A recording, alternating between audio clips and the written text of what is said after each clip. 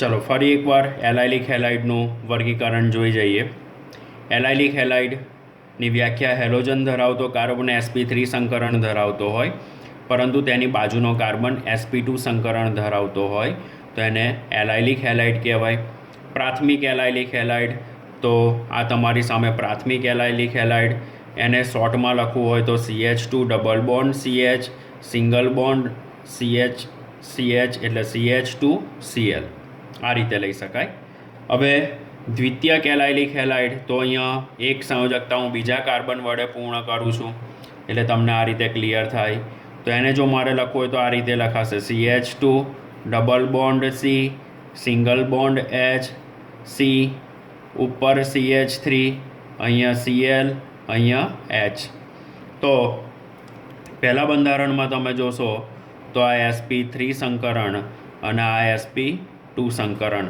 Halogen ધરાવતો carbon sp3 સંકરણ ધરાવે છે એવું આપણું હેડિંગ છે એટલે એમાં એને વર્ગીકૃત કરવામાં આવે છે. એટલે એલાઇલિક હેલાઇડને હેલોજન ધરાવતો કાર્બન sp3 સંકરણ ધરાવે છે એમાં જ વર્ગીકૃત કરવાનો છે. sp2 સંકરણ ધરાવે છે એમાં વર્ગીકૃત કરવાનો નથી. ત્યાર પછી અહીંયા પણ જઈએ તો હેલોજન ધરાવતો કાર્બન sp3 સંકરણ ધરાવે, બાજુનો કાર્બન sp2 સંકરણ ધરાવે, પરંતુ આ કાર્બન બીજા બે કાર્બન સાથે જોડાયેલો છે જે અહીંયા બંધારણમાં જોઈ શકો છો. હેલોજન ધરાવતો કાર્બન બીજા બે કાર્બન સાથે જોડાયેલો છે એટલે એને દ્વિતીયક એલાઇલિક હેલાઇડ તરીકે લઈ શકાય. અને ત્યારબાદ તૃતીયક એલાઇલિક હેલાઇડને લખવું હોય તો આ રીતે લખાશે CH2 double bond C H C CH3 અને X. એટલે અહીંયા પણ તમે જોશો તો હેલોજન ધરાવતો કાર્બન sp3 સંકરણ, એની બાજુનો કાર્બન sp2 સંકરણ અને એ બીજા ત્રણ કાર્બન સાથે જોડાયેલો છે. તમારી સામે સ્ટ્રક્ચર પણ છે જ, તો એ આ રીતે આપણે લઈએ તો એને તૃતીયક એલાઇલિક હેલાઇડ તરીકે લઈ શકાય. તો ઝડપથી આપણે આ એલાઇલિક હેલાઇડનું વર્ગીકરણ જોઈ ગયા. તો એલાઇલિક હેલાઇડ વિશે તમને ક્લિયર થઈ ગયું. હવે ત્રીજું એક બંધારણ બાકી છે જેને આપણે બેન્ઝાઇલિક હેલાઇડ તરીકે લેવાનું છે. બેન્ઝાઇલિક હેલાઇડ તરીકે. હવે બેન્ઝાઇલિક હેલાઇડ માટે જઈશું તો એનું વર્ગીકરણ આ રીતે લઈ શકાય કે બેન્ઝાઇલિક સમૂહ એટલે બેન્ઝિન રિંગ આવેલી હોય, એમાં એકાંતરે દ્વિબંધ આવેલા છે. એના બંધારણ માટે જઈએ તો આ કાર્બન, અહીંયા હેલોજન અને આ રીતે બે સંયોજકતા એની બાકી બતાવીએ. તો બેન્ઝાઇલિક હેલાઇડનું વર્ગીકરણ લેવા જઈએ તો ત્યાં પણ ત્રણ પ્રકારનું વર્ગીકરણ થશે: પ્રાથમિક, દ્વિતીયક અને તૃતીયક બેન્ઝાઇલિક હેલાઇડ. પ્રાથમિક બેન્ઝાઇલિક હેલાઇડ કે જેને હું આ રીતે દર્શાવું છું, આ બેન્ઝિન રિંગ, સંયોજકતા બાકી, આ બે સંયોજકતા બાકી અને આપણે અહીંયા લઈએ છીએ X. તો પેલી જ વ્યાખ્યા અહીંયા લેવાની છે જેવી રીતે આપણે એલાઇલિક હેલાઇડમાં લીધું. એલાઇલિક હેલાઇડમાં હેલોજન ધરાવતો કાર્બન sp3 સંકરણ, બાજુનો કાર્બન sp2 સંકરણ. તો મિત્રો હવે આપણે બેન્ઝાઇલિક હેલાઇડના બંધારણ પર જઈએ તો બેન્ઝાઇલિક હેલાઇડમાં હેલોજન ધરાવતો કાર્બન sp3 સંકરણ, પરંતુ બેન્ઝિન પરનો જે કાર્બન છે એ sp2 સંકરણ ધરાવે છે એટલે એને પ્રાથમિક બેન્ઝાઇલિક હેલાઇડ તરીકે લઈશું.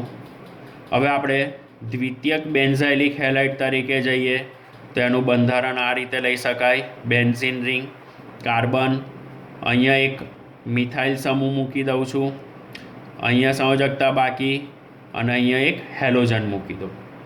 તો આ જે બંધારણ છે એ બંધારણ દ્વિતીયક એલાઇલિક હેલાઇડનું થશે, કારણ કે હેલોજન ધરાવતો કાર્બન sp3 સંકરણ, એની બાજુનો કાર્બન sp2 સંકરણ અને બે કાર્બન સાથે જોડાયેલો છે. એ બે કાર્બનમાં એક કાર્બન બેન્ઝિન રિંગ પરનો અને બીજો એક કાર્બન આલ્કાઇલ સમૂહ મિથાઇલ સમૂહનો છે. એવી રીતે તૃતીયક એલાઇલિક હેલાઇડ માટે જઈએ તો તૃતીયક એલાઇલિક હેલાઇડનું બંધારણ મિત્રો હું અહીંયા દોરું છું. બેન્ઝીન રિંગ, આ કાર્બન CH3,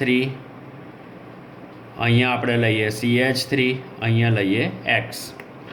એટલે હેલોજન ધરાવતો કાર્બન sp3 સંકરણ, પરંતુ બાજુનો કાર્બન sp2 કે જે બેન્ઝીન રિંગ પરનો આવેલો છે, અને આ હેલોજન ધરાવતો કાર્બન બીજા બે કાર્બન સાથે જોડાયેલો છે, આ એક અને આ બે, અને એક આ બેન્ઝીન રિંગ પરના કાર્બન. એટલે એનો સમાવેશ શેમાં કરીશું આપણે? તૃતીયક બેન્ઝાઇલિક હેલાઇડમાં. શેમાં કરીશું? તૃતીયક બેન્ઝાઇલિક હેલાઇડ સંયોજનોમાં. ત્યાર પછી આપણે હવે વર્ગીકરણના બીજા ભાગમાં જઈએ.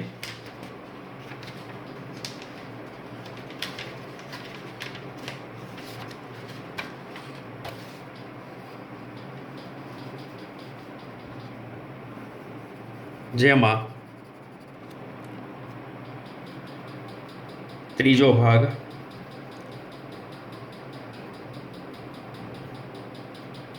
હેલોજનયુક્ત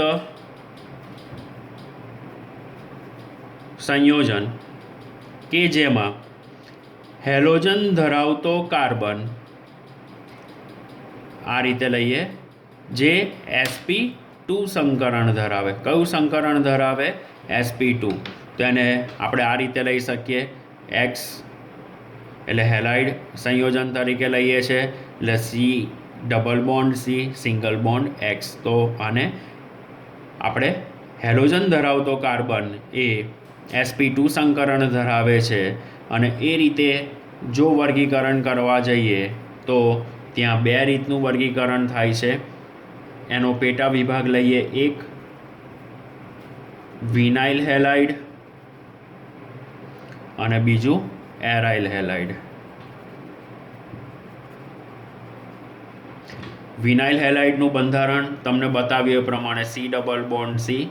મિત્રો એ આપણે આગળ જોઈ જ ગયા છે. મેં તમને કીધું હતું કે વિનાઇલ હેલાઇડનું બંધારણ આગળ આપણે ભણવાનું આવશે. જે બંધારણ અહીંયા છે તમારી સામે. હેલોજન ધરાવતો કાર્બન આ રીતે આપણે લઈએ તો ડબલ બોન્ડ ધરાવે છે, અને એ sp2 સંકરણ ધરાવે છે. આ રીતે આ જે બંધારણ છે તમારી સામે છે, બરાબર. તો આને આ રીતે લઈ શકીએ છીએ આપણે. સમતલીય છે એટલે એને દર્શાવીએ તો અહીંયા બે બંધ આ રીતે છે, બાકીની ચાર સંયોજકતા પૂર્ણ થાય છે.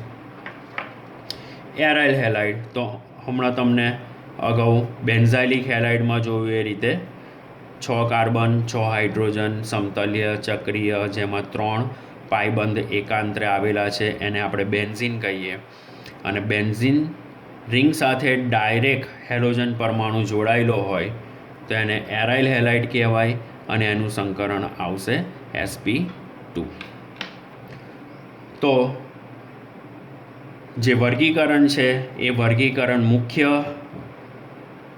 3 રીતનું વર્ગીકરણ હતું. એક સંખ્યાના આધારે, જે આપણે સૌપ્રથમ જોઈ ગયા, સંખ્યાના આધારે વર્ગીકરણ મોનો, ડાય અને ટ્રાય. ત્યાર પછી હેલોજન પરમાણુ ધરાવતો કાર્બન sp3 સંકરણ ધરાવતો હોય. આ ખૂબ જ અગત્યનું છે, જે આપણને પેજ નંબર 290 પર આપેલું છે. ટેક્સ્ટબુકનું પેજ નંબર 290 એ ખાસ જોજો. હેલો આલ્કેન પ્રાથમિક, દ્વિતીયક, તૃતીયક, એમાં પણ મેં તમને કીધું એ પ્રમાણે નોંધ લખાવી છે કે ચતુર્થક હેલો આલ્કેન સંયોજન શક્ય નથી. કેમ નથી? તો કે ચતુર્થક હેલાઇડ સંયોજન બનાવવા માટે ચતુર્થક હાઇડ્રોજન પરમાણુની જરૂર પડે, અને ચતુર્થક હાઇડ્રોજન પરમાણુ શક્ય નથી. આથી ચતુર્થક હેલાઇડ સંયોજન શક્ય નથી. પછી મેં તમને એક પ્રશ્ન આપ્યો છે કે પ્રાથમિક, દ્વિતીયક અને તૃતીયક હાઇડ્રોજન પરમાણુની સંખ્યામાંથી શોધી કાઢો.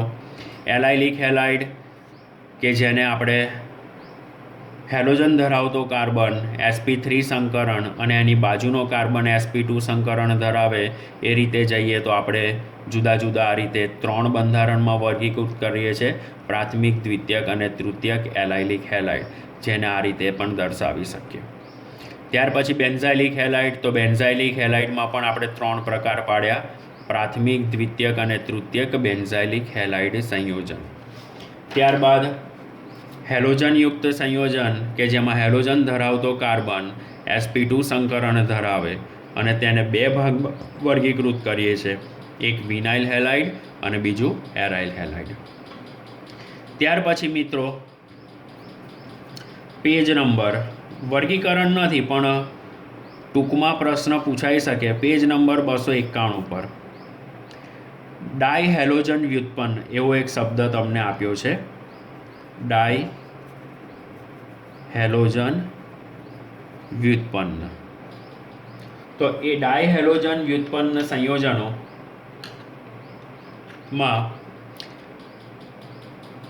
વર્ગીકરણ આપેલું છે. જો ડાયહેલોજન વ્યુત્પન્ન સંયોજન હું એરાઇલ હેલાઇડમાં લઉં, શેમાં લઉં? Aryl halide. તો એરાઇલ હેલાઇડમાં આપણે એનું વર્ગીકરણ 3 પ્રકારે પાડતા હતા, ઓર્થો, મેટા અને પેરા. પરંતુ અહીં આલ્કાઇલ સમૂહ છે અને એ આલ્કાઇલ સમૂહના આધારે એનું વર્ગીકરણ કરેલું છે. તો ડાયહેલો વ્યુત્પન્ન એટલે એને આપણે શોર્ટમાં કહીએ ડાયહેલો આલ્કેન સંયોજન. આવો એક શબ્દ મળશે, ડાયહેલો આલ્કેન્સ. તો ડાયહેલો આલ્કેન્સ એમાં હેલોજન ધરાવતો કાર્બન, બરાબર, એ આલ્કેન શ્રેણીનો હોય. એનું વર્ગીકરણ આપણે લઈએ તો 2 ભાગમાં લઈ શકાય. એનો પેટા વિભાગ જઈએ તો જેમિનલ ડાયહેલાઇડ, એક આપણે લઈએ છીએ જેમિનલ ડાયહેલાઇડ, અને બીજું લઈએ તો વિસિનલ ડાયહેલાઇડ.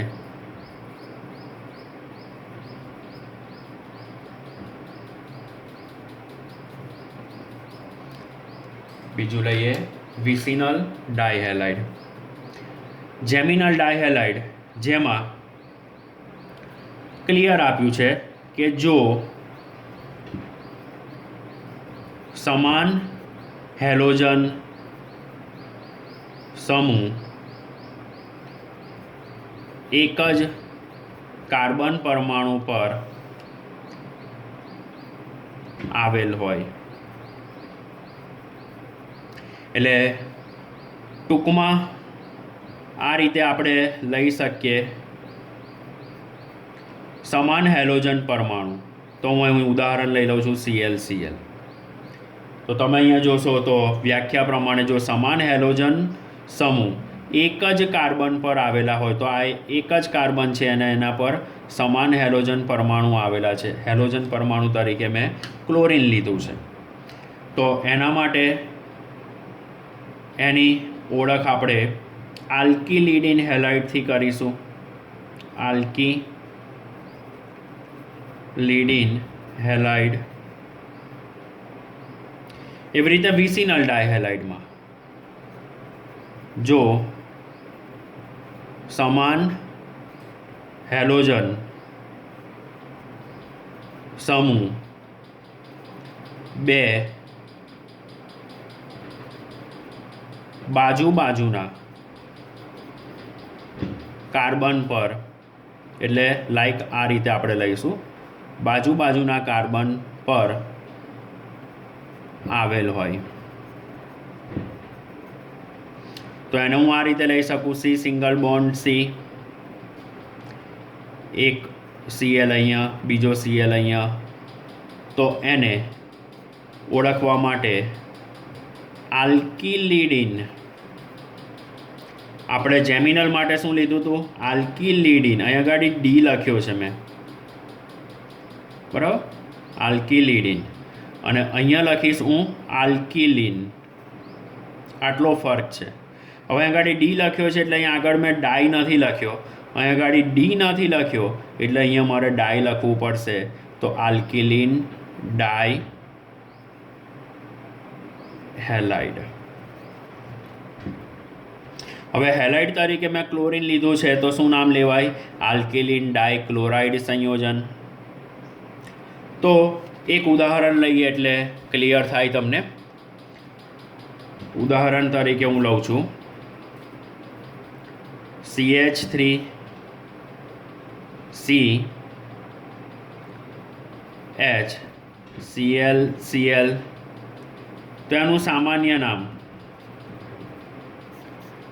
આલ્કિલિડિન હેલાઇડ. તો આલ્ક તરીકે અહીંયા કેટલા કાર્બનની શૃંખલા છે? તો કે 2 કાર્બનની, 1 અને 2. તો મિત્રો આલ્ક તરીકે કયો વર્ડ રૂટ એટલે કે મુખ્ય શબ્દ વપરાશે? તો કે ઈથ. તો ઈથ આલ્ક તરીકે આપણે ઈથ મૂકીએ તો શું નામ થશે? ઇથિલિડિન ક્લોરાઇડ. અહીંયા આગળ ડી લખ્યો છે એટલે મિત્રો અહીંયા ડાઈ લખવાનું નથી, ખાસ યાદ રાખજો. હા, સામાન્ય નામમાં. એવી રીતે જો અહીંયા જે મેં ઉદાહરણ લખ્યું છે એને આ રીતે દર્શાવ્યું છે, એ ઉદાહરણને હું અહીંયા લઈ લઉં છું. CH2 single bond CH2 ClCl આ રીતે લઈએ છીએ. CH2 single bond CH2 ClCl. તો આલ્ક તરીકે અહીંયા શું મૂકીશું? 2 કાર્બન છે, આ કાર્બન 1 અને કાર્બન 2. તો એનું નામ થશે ઇથિલિન. ઇથિલિન ડાયક્લોરાઇડ. અહીંયા ડી નથી એટલે શું આવ્યું? ડાઈ. હું જેના પર ભાર મૂકું છું એ ધ્યાન રાખજો. જેમિનલ ડાયહેલાઇડમાં ડી આવે છે. આપણે યાદ રાખવા માટે ગોલા મેથડ કહીએ તો ચાલે. આલ્કિલિડિન તો અહીંયા ગાડી ડાઈ મૂકવાનો નથી. આલ્કિલિડિન હેલાઇડ. અને વિસિનલ ડાયહેલાઇડમાં શું થશે? આલ્કિલિન ડાયહેલાઇડ. તો એવી રીતે એનું નામ બને છે ઇથિલિન ડાયક્લોરાઇડ અને આનું નામ થશે ઇથિલિડિન ક્લોરાઇડ. એટલે જેમિનલ સંયોજનનું સામાન્ય નામ બંધારણના આધારે આપણે જઈએ તો ઇથિલિડિન ક્લોરાઇડ, અને વિસિનલમાં જઈએ તો એનું નામ થાય છે આલ્કિલિન ડાયહેલાઇડ એટલે કે ઇથિલિન ડાયક્લોરાઇડ. IUPAC નામ જોઈ લઈએ. IUPAC name. તો IUPAC નેમ 1 અને 2 કાર્બન એટલે અહીંયા થશે 1,1 ડાયક્લોરો ઇથેન. શું નામ થશે? 1,1 ડાયક્લોરો ઇથેન. અને અહીંયા નામ લઈએ IUPAC નેમ તો કયું થશે? 1,2 ડાયક્લોરો ઇથેન. કયું નામ થશે? 1,2 ડાયક્લોરો ઇથેન. તો આ રીતે એનું બંધારણ સમજી શકાય છે. તો આમ એનું વર્ગીકરણ હવે આપણે પૂર્ણ કરીએ છીએ. વર્ગીકરણ પૂર્ણ કર્યા પછી એના IUPAC નામ પર જવાનું છે. તમારે આજે ઘરે વર્ગીકરણ માટેના ક્લાસિફિકેશન માટેના 3 વિડીયો ફરીથી રિવાઇન્ડ કરવાના છે, ફરીથી તમારે જોવાના છે. વર્ગીકરણ જો કમ્પ્લીટ આવડશે તો આવું જ વર્ગીકરણ બેઠું ચેપ્ટર 11 આલ્કોહોલ માટે પણ સમજવાનું છે. જ્યાં જ્યાં હેલોજન છે ત્યાં ત્યાં આલ્કોહોલ આવશે. એટલે આ વર્ગીકરણ જો કમ્પ્લીટ આવડશે તો ચેપ્ટર 11નો આપણો એક ભાગ, વર્ગીકરણનો ભાગ ક્લિયર થઈ જશે. બરાબર? તો એ સમજવામાં તકલીફ પડશે નહીં.